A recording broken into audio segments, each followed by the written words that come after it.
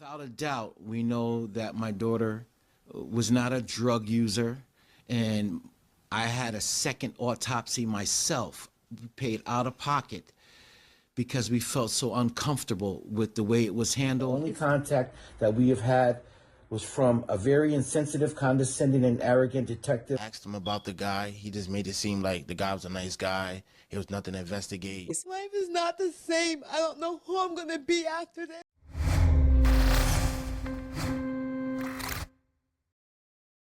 A few weeks ago, we became aware of the tragedy of Lauren Smith Fields. Lauren was a high school track star who was currently enrolled at Norwalk Community College for cosmetology. She shared beauty tips on social media and YouTube to help others, and the hardworking young woman had her own side business to fund her education. A few weeks after her death on December 12th, her story went viral on TikTok after her family expressed they were not getting the answers they needed from police. Lauren had been found at her apartment in Bridgeport, and her Bumble date allegedly called the police. Lauren's family were confused and disturbed by the reports and the little to no information given to them about her death. On January 19, 2022, the quote-unquote older white man been revealed as a 37-year-old design engineer who she had known for 3 days, allegedly. The police report obtained by dailymail.com revealed that Lauren asked Matthew for $40 to get her nails done and then to meet her at her residence, where the pair reportedly took shots of tequila. Matthew claims Lauren became ill and threw up in her bathroom before the two continued drinking tequila mixed drinks. They played games, ate food, and began watching a movie. When Lauren allegedly received a text, went outside to get something from her brother, and then, upon her return, went to the bathroom for about 10 to 15 minutes. Her date told police he thought it was odd, but didn't feel it was his place to say anything, as he didn't know her too well. Afterwards, the pair continued to watch the movie and finished the bottle of tequila before she fell asleep on the couch. Matthew allegedly carried her to her bedroom, and the two went to bed. He claims he woke up around 3 a.m. to use the bathroom and found Lauren snoring. Then, around 6:30 a.m., he found her laying on her side and not breathing. He says Lauren began to feel ill on Saturday, December 11th,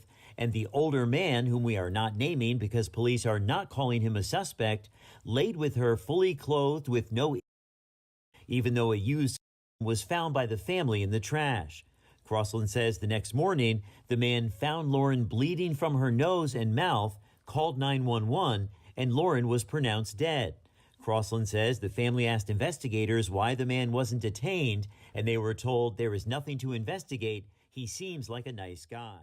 The family has several issues with the incident report. According to her brother, he didn't text his sister since December 4th, but he said he did call Lauren on the night of December 11th to bring out a basket of clothes he was picking up. He said he didn't know anyone was in there. He said she came out for like 10 to 15 minutes and she walked back into the house. She looked normal, she didn't look sick, she didn't look tired, she didn't look drunk. Her brother also told Rolling Stone if he would have seen her drunk, he would have said something. Lauren's family is now suing Bridgeport police after becoming frustrated with how they are handling the case. As of today, the family are still waiting to hear the cause of death, and no charges have been brought forward. What we've been noticing is that there's a systemic level of corruption in the city of Bridgeport. So we're filing a lawsuit here in Bridgeport to compel them to process this case, to protect this family, and to give them the equal rights that they deserve under the Bridgeport and the Connecticut Constitution. The way how they spoke to us, where they treated us,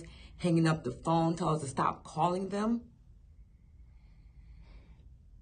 it's disgusting. Life has changed for our family. It would never be the same ever again. The app Bumble has allegedly reached out to show their support to the family and offered to create a charity in Lauren's name. January 23rd would have been Lauren's 24th birthday. Her family and friends are planning to hold a citywide march to raise awareness about the case and demand justice for their loved one.